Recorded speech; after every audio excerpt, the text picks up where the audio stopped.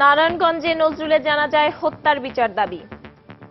Signboard মৌচাক এলাকায় বিক্ষুব্ধ জনতার অবস্থান, কাউন্সিলর নূর হোসেনের অফিসে আগুন। র্যাব বিজিবি মোতায়েন, ঢাকা চট্টগ্রাম মহাসড়কে যান চলাচল স্বাভাবিক।